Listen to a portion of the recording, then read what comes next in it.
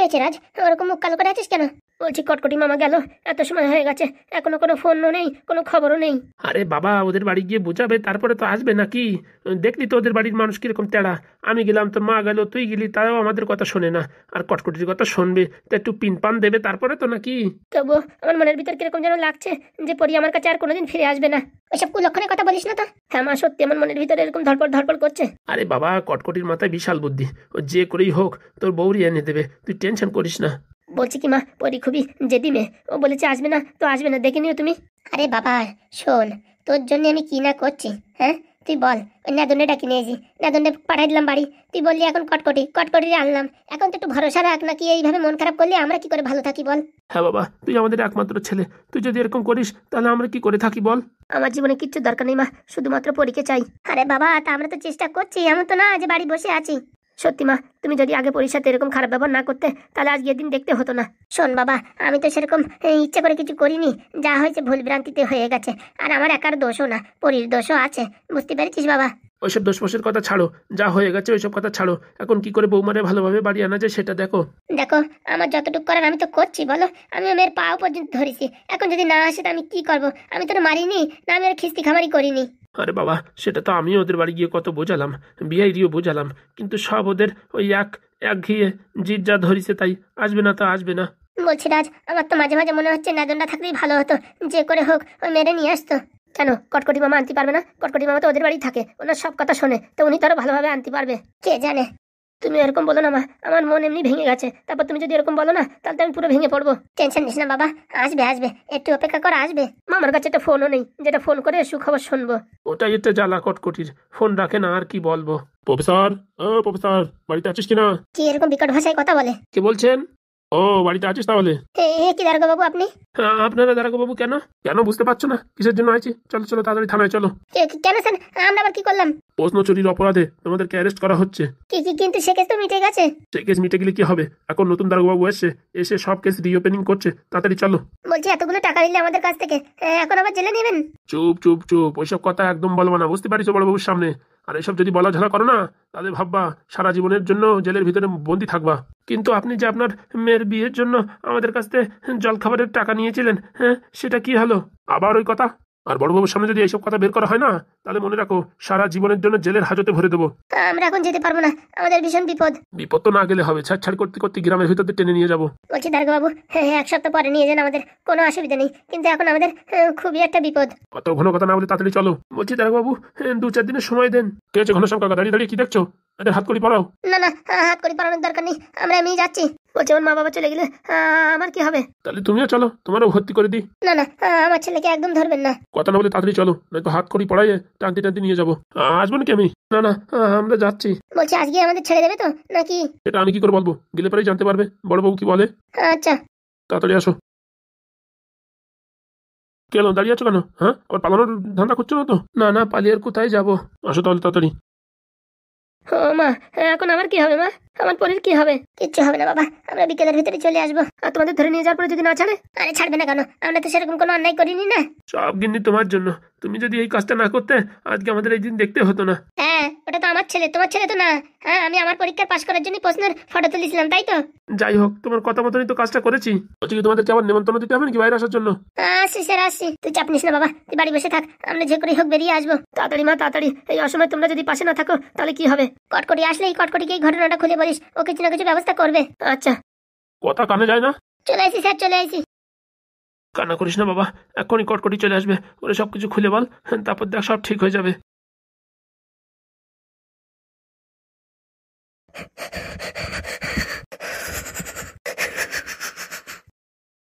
এখন আমি কি করবো একা একা?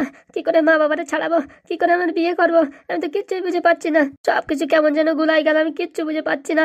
পরি তুমি কি আমার হবে না? পরি বলছি কাকা, এইখানে কি হাগুদের বাড়ি? হ্যাঁ বাবা, তুমি ঠিক জায়গায় যাইছো, হাগুদের বাড়ির সামনে এসে জিজ্ঞেস করছো। না না, এর আগে মনের মাথায় জিজ্ঞেস করেছিলাম, তো বলো 4টে বাড়ির পরে, তাই এখানে এসে জিজ্ঞেস করলাম। বলছি বাড়ির লোকজন নেই? আছে আছে, সব ঘরের ভিতরে আছে। তুমি কে বাবা, চিনতে পারলাম না। আপনি কি করে চেনবেন? আমিও তো হাগুদের বাড়ি থাকি, তাহলে তো আমিও তো চিনতে পারবো। ও মা, তুমি হাগুদের বাড়ি থাকো? হ্যাঁ বাবা, তুমি কি, আমি চিনতে পারলাম না। বলছি এই বাড়ি নেদন আছে? আর বলছো না, কালকে কোথা থেকে আইসে কলকাতায়, সেখানে একজন খালি খালি ডাকিয়ে নিয়ে 4-5 দিন কাজ করে পয়সা করে কিচ্ছু দেয়নি, এখন মাথা বিশাল গরম আছে। সেই গরমে আমি ঠান্ডা জল ঢালতে আসি, ডাকো একটু দেখি নাদন রে। এই বাবা নাদন, এই বাবা ফুটো হাগু, বাড়ি দেখো কুটুম আইছে, তাড়াতাড়ি আসো। জেঠু কি বলে রে বাবা, আমি নাকি কুটুম? হারামজাদা পোড়ামুখো, তুই এখানে কি করছিস? আরে বাবা, এই ভালো মানুষের সাথে এইভাবে কেউ কথা বলে? ভালো মানুষ না, এই শালায় যত নষ্ট গোড়া, এর জন্যই কলকাতাতে আমি ফেরত আইছি। আরে ভাই, তোমার ভুল ধারণা, এদিকে আসো তুমি, শোনো তোমার সাথে কথা আছে। কি বলি তোমার, কি বলি ভাই বলিস? এখনই দেশ কিনে এই টালি দিয়ে ঘাই দিয়ে তোর মাথা ফাটাই দেবো। কি হয়েছে রে ভাইপো, কি হয়েছে? আরে কাকা, এই শালা শয়তান এর জন্য আমাদের ওই বাড়ি থেকে বের করে দিয়েছে। হারামজাদা বিয়াদব, তোর এত বড় সাহস! হ্যাঁ, তুই আমাদের বাড়ির সামনে এসে তুই গরম দিচ্ছিস? আরে কাকা না না, আমি গরম দেবো কেন? আমি তো টাকা দিতে আইছি। টাকা দিতে আইছিস মানে? কিরে নাদন, কোন শালা রে, কোন শালা? আরে বাবা, আমার পর চেতে যাবেন না, আমার কথাটা একটু শোনেন। কোনো শোনাশুনি নাই, তুই হচ্ছে শয়তানের বাসা, আমি তো চিনি না। আরে ভাই, তোমার একটু ভুল বোঝাবুঝি হয়েছে আমার সাথে, তুমি একটু বুঝে নাও, আমার কথাটা একটু শুনে নাও, তারপর আবার তুমি চেঁচামেচি করো। যদি রাগ হয় না, ওই চালা দিয়ে একটা ঘাই দিও। কি বলছো রে নাদন, শুনে নে। আমি ওর কথা শুনবো না, ও বিরাট শয়তান। আরে ভাই, তুমি আমার কথাটা শোনো, তারপর তোমার যদি কোনো রকম আমার সন্দেহ হয়, তোমার বাড়ি থেকে খেদাই দিও। খেদাই তো তোর এমনিতেও দেবো, তুই আমার বাড়া ভাতে জল ঢেলে দিছিস, বুঝতে পারিস? বাবা ভাই নাদন, এই থালাটা কোথায় চাইতে? আরে ভাই, তোমরা সবাই আমার উপরে ভীমরুলির মতন খেপে উঠিস কেন? আমার কথাটাকে শোনো, তারপরে তোমাদের যা ইচ্ছে তাই করো। শোন রে নাদন, শোন, কি বলতে চাচ্ছে শোন। বল, কি বলবি? আমার অনেকগুলো নাম, বুঝেছো? তা তোমরা ঝান্ডু বলে ডাকতে পারো, সেটা আমার আধার কার্ডের নাম। আজ পর্যন্ত এই নাম আমার কেউ জানে না। তা তোর নাম জানি আমরা কি রেশন তুলবো নাকি তোর নাম দিয়ে? আরে বাবা, আমার কথাটা একটু শোনো, তারপরে তোমরা আমরা খিস্তি খামারি সবকিছু দিও। কোনো কথা কথি ঠু না নাই, মালটা লাগে মালো। এর জন্য আমাদের কলকাতাতে খালি হাতে ফেলো দাস্তি হয়েছে। শোনো তাহলে 5 মিনিট আমার কথাটা শোনো, তারপর তোমরা আমারে মারো, কাটো, যা করো করো, বুঝতে পারিস? যা বলার বল, তোর কথা আমরা একান্তে শুনবো, একান্তে বের করে দেবো। ও থু না থুনির দরকার নেই, এই একটা বালি মালো আগে। তুই কি চুপ থাকবি নাকি কেন ঘাই খাবি? ঠিক আছে। আমার বয়স যখন 5 বছর, তখন আমরা প্রচুর গরিব। আমার বাবা সারাদিন কাজ করে দিন আনে দিন খায়, কিন্তু সেই সময় আমার মার এমন একটা বড় রোগ হয়। রোগটা কি তা জানার আগেই আমার মা এই পৃথিবী থেকে চলে যায়। টাকা পয়সার অভাবে আমার মা এই পৃথিবী থেকে চলে যায়। ঠাপ ফেলা মিথ্যে কথা বলতিতে। কি কি কি বলছো? তারপরে আমাদের বাড়িতে আমার ঠাকুমা আর আমার বাবা, এই দুজনে আমার কোলেপিটি করে মানুষ করেছে। বাবা এখানে জন খাটে, ওখানে জন খেটে, যার যেখানে কাজ পায় 2 টাকা 4 টাকা, সেই টাকা দিয়ে আমাদের সংসার চালায়। তারপরে? আমার ঠাকুমার তো শরীর ভালো থাকে না, মাঝে মাঝে ব্লাড প্রেশার হাই হয়ে যায়, কম হয়ে যায়, তার পিছনে ওষুধের খরচায় চলে যায় অনেক টাকা। বাবা আমাকে সেরকম ভাবে লেখাপড়া করাতে পারে না। আমাদের স্কুলের যে মাস্টার, তার বাড়ি আমি সকালে বিকালে কাজ করি, আর তার বদলে আমার পড়াশোনা চলে। এইভাবে চলছে চলছে কিছুদিন পরে খবর আসে যে বাবাকে ভালো একটা কাজের জায়গায় নিয়োগ করা হচ্ছে। বাবা আমার পড়াশোনায় ভালো ছিল, কিন্তু বেশি দূর পড়তে পারে নাই অর্থের অভাবে।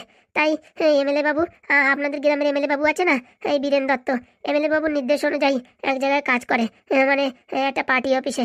সেখানে কাজ করে বাবা, দিন আনে দিন খায়, মোটামুটি আগের থেকে আমাদের সংসারে একটু উন্নতি হয়। তারপরে হঠাৎ একদিন আমাদের বাড়ি পুলিশ আসে। পুলিশ এসে আমার বাবাকে ছাড় করে টানতে টানতে থানায় নিয়ে যায়। গ্রামের সবার সামনে আমার বাবার মাথা নিচু হয়ে যায়। আমরা কোথাও মুখ দেখাতে পারি না, যে সে আমাদের উল্টো পাল্টা কথা বলে। আমি আর আমার ঠাকুমা পুলিশ স্টেশনে গিয়ে জানতে পারি বাবার নামে এমন কেস দিয়েছে যে বাবা নাকি লোকের টাকা মেরে খেয়েছে, লোকের বিষয় সম্পত্তি জব্দ করার টাকা খেয়েছে। আসলে এই কাজগুলো করেছে বীরেন দত্ত, কিন্তু সব আমার বাবার নামে এইসব চাপা দিয়েছে। তাই আমার বাবাকে পুলিশ স্টেশনে ধরে নিয়ে যায়। অবশ্য কিছুদিন পরে আমার বাবাকে পুলিশ স্টেশন থেকে অনেক মারধর করে ছেড়ে দেয়। আমার ঠাকুমা বাড়ি ঘর বাড়ি সব বন্ধক রেখে উকিল দিয়ে আমার বাবাকে ছাড়ায়। কিন্তু বাবাকে ছাড়িয়ে নিয়ে আসলেও গ্রামে ঢোকার সাথে সাথে গ্রামের লোকজন খিলখিল করে হাসে, বাবাকে কটু কথা বলে, যে চুরি করেছে, গরিবের ছেলে হয়ে চাঁদ ধরতে গেছে, এরকম কত কথা, লোকের কথা বাবা সহ্য না করতে পেরে পৃথিবী ছেড়ে বিদায় নেয়। তারপরে আমাদের তো কিচ্ছুই ছিল না, যে ভিটে বাড়ি ছিল সেটাও তো ঠাকুমা বন্ধক রেখে টাকা নিয়ে বাবাকে ছাড়িয়েছিল। এখন আমাদের পরিস্থিতি এমন, ঠাকুমার বয়স হয়ে গেছে, কাজবাজ করতে পারে না, কিন্তু কি করবে, ক্ষুধার দায়ে লোকের ঘরে গিয়ে থালা বাসন ধোয়া, কোনো বাড়ির উঠোন ঝাড় দিয়া, যত রকমের কাজ আছে, কাজের বদলে সকালে এক বেলা খাওয়া আর বিকালে এক বেলা খাওয়া, সেখান থেকে 8 পেটা খেয়ে 8 পেটা আমার জন্য নিয়ে আসা। এইভাবে করে করে আমার ঠাকুমা আমায় মানুষ করেছে। কিন্তু আমার বাবার কোনো দোষ ছিল না, সব ওই এমএলএর দোষ। এমএলএ কূটনীতি করে আমার বাবাকে ফাঁসিয়েছে। তাই সেই দুঃখ যন্ত্রণা সহ্য না করতে পেরে আমার মনে শুধু একটাই প্রতিশোধের আগুন, যে করে হোক এমএলএর প্রতিশোধ নিতেই হবে। এমএলএ এতক্ষণ বাঁচায় রাখিছে কিসের জন্য, সেটাই তো বলতে আপনাদের কাছে আসছি। এই কথা আজ পর্যন্ত আমি কারো কাছে বলিনি, কিন্তু তোমাদের দেখে আমার মনে হলো যে তোমরা সত্যিকারের মানুষ, তাই তোমাদের কাছে আমি বলতে এসেছি। তা ভাইপো, এমএলএর সাথে কোনো বদলা নাওনি তুমি? সেই দিনের অপেক্ষায়। এমএলএর হাতে মারবো না ভাতে মারবো, ওরা এমন অবস্থা করবো গ্রামে গঞ্জে কোনো জায়গায় মুখ দেখাতে পারবে না, লজ্জায় ছিছি করবে, সেই অবস্থা করব। তাই আমি সব কাজ বাজ ছেড়ে দিয়ে আমি এমএলএর কাছে এমএলএর রাইট হ্যান্ড হয়েছি। ওর ভরসা জেতার জন্য আমি যত শত কাজ সব কিছু করছি, শুধুমাত্র ওর ভরসা ভরসা জেতার জন্য একবার ওর ঘরে ঢুকেছি, ওর সংসার সব কিছু নষ্ট করে দেবো, ওদের সব কিছু তিলে তিলে ক্ষয় করে দেবো, ওরা বুঝতেও পারবে না। ওদের চোখের সামনের থেকে সব কিছু একদম নিমেষেই শেষ করে দেবো, পথের ভিখারি করে দেবো, কাঙাল করে দেবো, রাস্তাঘাটে যেখানে যাবে সবাই থুথু করবে এমএলএর পরে। সেই জন্য আমি আজকে এই অবস্থায়। আর বুঝতে পেরেছো ভাই, তোমার সাথে আমার কোনো দুশ্মনী নাই। আমি ওই এমএলএর ছেলের সাথে ওই পরীর বিয়ে দেওয়ার জন্য ওই খিদিরপুরে গিয়েছিলাম। কারণ কি, আমি প্রতিশোধ চাই। প্রতিশোধ নিতে গেলে আমার এমএলএর ভরসা জিততেই হবে। এমএলএ এখন আমার পরে 100% ভরসা করে। তার নিজের ছেলের উপর, নিজের বউর উপর যত ভরসা করে না, তার থেকে বেশি ভরসা আমার পরে করে। বলছি, তোমার এত দুঃখ যন্ত্রণার ঘটনা তুমি আগে বলনি কেন? আগে কি করে বলবো বলো? আর আমার কথায় কেউ বিশ্বাস করবে এটা আমি ভাবতে পারিনি। এ তো তোমাদের সামনে বলেছি, এখন তোমরা বিশ্বাস করলে ভালো, নয়তো আমার কিচ্ছু করার নেই। ও মা, আগের থেকে এই কথা জানলি তো তোমার 3 বেলা আমরাই খাতি দিতাম। আমার কিচ্ছুর দরকার নেই, আমার বাবার খালি প্রতিশোধ নিতে চাই। আমার বাবাকে যেরকম বদনামি করেছে তার 10 গুণ বদনামি আমি এমএলএ কে করাবো। ওকে পথের ভিখারি বানাবো, লোকে যাতে থুতু করে সেরকম কাজ করব। তার জন্যই আমার জীবনের একটাই লক্ষ্য, এমএলএ কে পথের ভিখারি বানানো। আমার ঠাকুমা আজ পর্যন্ত তার নিজের বসত বাড়িতে যেতে পারেনি, লোকের বাড়ি এখনো থাকে, কিন্তু আমার ঠাকুমার একটাই উদ্দেশ্য, তার ছেলের প্রতিশোধ নেওয়া। তার জন্য আজকে আমি দাঁড়ে দাঁড়ে ভিক্ষা করি, যার বাড়ি যাই তার বাড়ি কাজ করি, কিন্তু টাকার জন্য আমি কোনোদিন কাজ করি না। হ্যাঁ, আমার জন্য ঠিকই তোমাদের লস হয়েছে। ওখানে 4-5 দিন কাজ করেছে, আর এই নাদন খুবই ভালো কাজ করে, ওর কাজে আমি গর্বিত, তাই আমি নাদনের টাকা ফিরিয়ে দিতে আসছি। না না, আমার টাকার দরকার নেই। হ্যাঁ ভাইপো, আমাদের টাকার দরকার নেই। তুমি যে ঘটনা শোনালে, ও টাকা তুমিই রাখো, তোমারই দরকার। না না কাকা, আমার এই টাকা পয়সার কিচ্ছুর দরকার নেই, আমার শুধু এমএলএর সাথে প্রতিশোধ নেওয়ার। আমি তো চাইলে একবারই প্রতিশোধ নিয়ে নিতে পারতাম, কিন্তু ও তো বুঝতে পারবে না আমার বাবার সাথে কি ঘটনা ঘটেছে, তাই সেই ঘটনা আমি ওর সাথে ঘটাতে চাই, তখন ও বুঝবে জীবনের মর্ম কি। না, তুমি এমএলএর সাথে প্রতিশোধ নাও, আমরা আছি তোমার সাপোর্টে। যা দরকার হয় তাই দিয়ে সাপোর্ট করবো, আপাতত কিচ্ছুর দরকার নেই। এই যে টাকাটা ধরেন। না দাদা, তুমি রাখো, টাকাটা আমাদের লাগবে না। এ টাকা আমার টাকা না, এ টাকা আমি নারকেল বেগমের কাছ থেকে চেয়ে নিয়েছি, তোমাদের প্রাপ্য টাকা। তোমরা যে কদিন কষ্ট করেছো সেই প্রাপ্য টাকা, আর তোমরা ঠিকভাবে সঠিকভাবে এগিয়ে যাচ্ছিলে। আর তোমাদের যদি আমি কাজটা করতে দিতাম না, তাহলে এমএলএর সামনে আমি কোনোদিন হিরো হতে পারতাম না, এমএলএর বিশ্বাস আমি কোনোদিন জয় করতে পারতাম না। তার জন্য আমি তোমাদের কাছে অনেক অনেক ক্ষমা চাইছি, আমায় মাফ করে দাও। তোমাদের বাড়া কাজে আমি ছাই ঢেলে দিয়েছি। আমার নাম নাদন, বয়স বেশি না, কিন্তু তোমার কথা শুনে আমার মন প্রাণ সবকিছু গলিয়ে গেছে। বুঝতে পারিস, তুমি রাখো, টাকা আমার দরকার নেই। না না, টাকার দরকার হলে তো এতদিন অনেক টাকা ইনকাম করে নিতাম, আমার টাকার দরকার নেই। আমি চাই আমার বাবার প্রতিশোধ নিতে। ও তুমি টেনশন করো না, তোমার সাথে আমি আছি, ওই এমএলএ রে পথের ভিখারি করে ছাড়বো। তোমারও অনেক বুদ্ধি, আমি যেখানেই যাই শুধু নাদনের কথা শুনি, পাদুর কথা শুনি। তোমাদের বুদ্ধিগুলো খুবই ভালো, আমি দেখেছি তোমরা যেসব কাজ করো খুবই ভালো কাজ করো। তার জন্যই তো বলছি, আজকের থেকে আমি তোমার সঙ্গে আছি, কি করে এমএলএ ডাউন করতে হয় আমিও তোমার সাহায্য করব। হ্যাঁ ভাইপো, তুই তাই কর। এই দুঃখের দিনে আমরা যদি পাশে না দাঁড়াই, তাহলে আমরা মানুষ বলে গণ্যর ভিতরে পড়ি না। ঠিক বলেছিস ফুটো, এই ভাইপোর বাবার প্রতিশোধ নিতেই হবে। যদি আমার ভাইপো বলে থাকো, তাহলে এই টাকাগুলো ধরো। বলছি বাবা, তোমার অনেক কষ্ট আমি জানি, তোমার দেখলেই বুঝতে পারছি। তা আমি একটা কথা বুঝলাম না, তুমি এমএলএর সাথে প্রতিশোধ নিতে চাও, কিন্তু নারকেল বেগমের কাছ থেকে পয়সা নিয়েছো কেন বুঝতে পারলাম না। আমি জানি নারকেল বেগমের কাছে তোমাদের অনেক টাকা আছে, তার জন্য নারকেল বেগমের মিথ্যে কথা বলে আমি টাকা নিয়ে আসি। আর নারকেল বেগম তো আমার টাকা দিত না, ওই তোমাদের বাড়ি কি মোচাকল না কি আছে, তাই আমার নিয়ে দিতে হবে নারকেল বেগমরে। তার জন্যই তোমাদের বাড়ির সাথে সরু লাইন করতে আমার পাঠাইছে। মুচাকলের এত ডিমান্ড নাকি? কত দাম? আমার হিসাব অনুযায়ী 4-5 কোটি টাকা বিক্রি হবে। বলছি, তোমার একটা সত্যি কথা বলছি, শোনো। হ্যাঁ বলেন। ওই যে মোচাকল না, ওটা আমার ভাইপো ডিস্ট্রয় করে দিয়েছে। ডিস্ট্রয় করে দিয়েছে মানে নষ্ট করে দিয়েছে? হ্যাঁ, পাদুদা চায় না ওইসব জিনিস কারোর হাতে লাগুক, আরো যদি বিদেশিরা ওইসব জিনিস হাতে লাগে তারা একদম সর্বনাশ করে দেবে। আমাদের কাছে টাকা অত ইম্পর্টেন্ট না, মানুষের ভালোটাই আমাদের কাছে ইম্পর্টেন্ট। সত্যি আমি যা ভেবেছি তাই, তোমরা খুব ভালো মানুষ, কিন্তু আমার যে এখন মোচাকল নিয়ে দিতে হবে, তাহলে পাদুদার সাথে কথা বলতে হবে। তোমার এই ঘটনা যদি খুলে বলা হয় না, পাদুদা কিছু না কিছু ব্যবস্থা করবে। কি ব্যবস্থা করবে নাদন? পাদুদা তো জানে মোচাকল কি করে তৈরি করতে হয়, এমন ভাবে তৈরি করে দেবে যাতে 2-4 বার চলবে, তারপর আর চলবে না। সেটা কি করে হবে? হবে হবে, নাদনের কথায় দম আছে। হ্যাঁ হবে। বলছি, ওই পাদু ভাই হবে না দাদা হবে? তোমার ভাইই হবে। এই পাদুর সাথে কথা বলতে হবে, এমন ভাবে মেশিনটা তৈরি করবে যে এখান থেকে চালাবে মেশিন, কিন্তু ওদের হাতে যে মেশিনটা থাকবে ওরা ভাববে কি ওই মেশিনই কাজ করছে, মানে ব্লুটুথ কানেকশন, তাই তো? হ্যাঁ, এমন ভাবে তৈরি করে দেবে যে ওরা 2 4 বার টিপলি নাম্বার টিপি দিলি পারে এখানে দেখা যাবে, আর এখান থেকে ইন্টারনেট মারবে আর ওখানে দেখা যাবে যে কোথায় আছে। 2 4 বার দেখালি পারে ওদের কাছে জিনিসটা বিক্রি করে দিলি পারে, টাকা পয়সা যা দেবে, তারপরে আর যখন কাজ করবে না ওদের ঘাড় ভেঙে সব টাকা ফেরত নেবে। তখন বুঝবে নারকেল বেগমও কত ধানে কত চাল, আর এমএলএর বাচ্চাও বুঝবে কত ধানে কত চাল। তারপরে এমএলএ কি করে পথের ভিখারি বানাতে হয় সে আমার জানা আছে। ওর সংসারে এমন আগুন লাগাবো না, ও ভাববে কি মৃত্যু এর থেকে অনেক ভালো। জ্বালা যন্ত্রণা সহ্য করতে পারবে না, এমন ওরে জ্বালা যন্ত্রণা দেবো। আমার বাবার যে কষ্ট দিয়েছে তার 10 গুণ কষ্ট আমি ওই এমএলএ দেবো। ও তো বুঝতে পারে নাই, ভাবিছে কি গরিব মানুষ মরে গেছে, পৃথিবীর থেকে বিদায় নেছে, হাসি খুশিতেই ঘুরে বেড়াচ্ছে। কিন্তু আমাদের সংসারটা যে নষ্ট হয়ে গেছে ওই এমএলএর জন্য, কিন্তু ও এমএলএ কোনদিন বুঝতে পারলো না। আর আমাদের বাড়ি একবার এসে বললো না যে কি দিয়ে কি হয়েছে কি না হয়েছে, খবর নীতি পর্যন্ত আসলো না। এত বড় শয়তান এমএলএ। ঠিক বলিস, ও বিরাট শয়তান, নারকেল বেগম বিরাট শয়তান। কালুর ছালবা না, সব কয়লারে টাইট দেবা। বলছি তোমরা যদি সাহায্য করো কাকা, তাহলে আমি নারকেল বেগমকে টাইট দিয়ে দেবো, আর এই এমএলএর বাচ্চারাও টাইট দিয়ে দেবো, জীবন কান্দাই দেবো। আমরা আছি তোমার সঙ্গে। আর এই পাদুদাও যদি এসব কথা শোনে না, পাদুদা তোমার ফুল সাপোর্ট করবে। তাহলে দেখো এমএলএ কি বলি। আর তোমাদের সামনে যেসব কথা বলেছি এসব কথা কারোরই বলবো না, কারণ কি আজকাল কোনো মানুষের উপর ভরসা নেই। তোমাদের দেখে আমার ভরসা হয়েছে, তাই আমি তোমাদের এইসব কথা বললাম। আমরা কারোরই বলবো না। বলছি ভাইপো, তুমি তো আবার আমাদের কাছে মিথ্যে কথা বলোনি। আমার মরা বাবের দিব্যি খেয়ে বলছি, আমি সত্যি বলেছি। অন্য মানুষের কাছে মিথ্যে বলতে পারি, কিন্তু তোমাদের কাছে কোনো মিথ্যে না। কারণ কি আমিও গরিব, তোমরাও গরিব, তাই একজন গরিব আর একজন গরিবের কষ্ট বুঝতে পারে। বড় লোকরা কোনদিন বুঝতে পারে না, তাদের খালি টাকার দরকার, মানুষের প্রেম ভালোবাসা তারা কিচ্ছু বুঝতে পারে না, তাদের খালি পয়সার দরকার, পয়সা। একদম ঠিক কথা বলিস। এই টাকাগুলো রাখো, টাকাগুলো না রাখলে আমি সারা জীবন নিজেকে মাফ করতে পারবো না। না ভাইপো, তোমার টাকা দেওয়ার দরকার নেই, টাকাগুলো তোমার কাছে রাখো। আমার টাকার কোনো দরকার নেই, আমার ফোনেরও দরকার নেই, কিচ্ছু দরকার নেই। আমি লোকের বাড়ি গায়ে খেটে খাটি, সকালে একবেলা বিকেলে একবেলা খেতে পারলি তাই আমার কাছে অনেক। আমার টাকা পয়সা গয়নাগাটি কিচ্ছুর দরকার নেই, না একটা জামা একটা প্যান্ট কিচ্ছুর দরকার নেই। আমার দরকার শুধু আমার বাবার মৃত্যুর প্রতিশোধ। তুমি টেনশন করো না, আমি নেদন কথা দিচ্ছি, তোমার আমি 100% সাপোর্ট করবো। আর ওই এমএলএ রে জীবন কান্দায় দেবো। আজকে আমি তোমার কথা দিলাম, এই নেদন কোনোদিন কথার খেলাপ করে না। বলছি ভাই, তুমি আমার ক্ষমা করে দিছো তো? ভুলের অজান্তে তোমার সাথে আমার অনেক বিবাদ হয়ে গেছে। তুমি যে কষ্টের ভিতরে আছো, তোমার ক্ষমা না করলে যে ভগবান আমারও ক্ষমা করবে না। ঠিক বলিস নেদনদা, আমিও ক্ষমা করে দিয়েছি। আমার একটাই অনুরোধ, এসব কথা বাইরে কাউরি বলবা না। বলছি কি আমার একটা প্রশ্ন ছিল। হ্যাঁ বলো। বলছি ওই যে রাজ, ওই কলেজের প্রফেসর আর ওই সত্যবতী, তারা তো কোনো অন্যায় করেনি, কিন্তু তাদের সাথে তো ট্র্যাজেডি হয়ে যাচ্ছে না? তোমার লাভের জন্য তাদের জীবনে অনেক বড় দুর্ঘটনা ঘটে যাচ্ছে না? তুমি টেনশন করো না ভাই, আমি ওদের বৌমা ওদের কাছে আবার ফেরত নিয়ে দেবো, কিন্তু তার আগে ওদেরও বুঝিয়ে দেবো যে কত ধানে কত চাল। ও মেয়েটাও সুবিধার না, শুনেছি নাকি আগে পাদুর সাথে প্রেম ভালোবাসা করেছে, তারপরে আবার রাজের সাথে বিয়ে করলো। এখন 2 3 মাস হলো না, ওখান থেকে ডিভোর্স দিয়ে এখন এমএলএর ছেলের সাথে বিয়ে করবে। আর বিয়ে করানোর জন্যই তো আমি আইছি, বিয়েটা করাই দিতে পারলি তখনই দেখাবো সংসারে কত মজা। সে নয় বুঝলাম, তা আবার ওদের বাড়ি ফেরত পাঠাই দেবা মানে বুঝলাম না।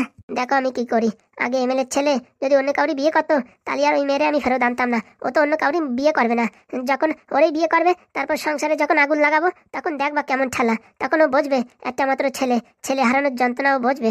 মানে এমএলএর ছেলের পৃথিবী থেকে সরাই দেবা? না না, সেসব কিছু না, আলাদা করে দেবো, আলাদা সংসার হয়ে যাবে। সে কি হবে কি না হবে দেখতে পারবা, আমি কারোরই মারবো না। আমি অত বড় খারাপ না, এমনি বুঝাবো যে গরিব মানুষের যে কষ্ট দিয়েছো সে কষ্ট নিজের পরে আসলে কেমন লাগে, সেটা আমি ওই এমএলএ নারকেল বেগমরা সবাই বুঝাই দেবো। সত্যি তোমার ভিতরে অনেক প্রতিভা আছে দাদা, তুমি যদি একটু সাহায্য করো আমারে, তাহলে আমি এই কাজটা খুবই তাড়াতাড়ি করে ফেলতে পারি। আমার 100% সাহায্য। তাহলে দেখো এই কটকটি কি করে। তোমার নাম কটকটি বুঝি? বললাম তো আমারে ভালোবেসে যে যা বলে আমি তাই সেই নামে চলি। কটকটি মরা কত নাম আছে আমার। ধরো হাগুদা, পয়সাটা ধরো। মামা তুমি রাখো পয়সাটা। আমি রাখবো। হ্যাঁ রেখে দিন। অভাবের দিনে পয়সা তো কোনো ক্ষতি করেনি, পয়সা গায়ে খেটে ইনকাম করেছে ওরা, সেই টাকা আমি ফিরিয়ে এনেছি।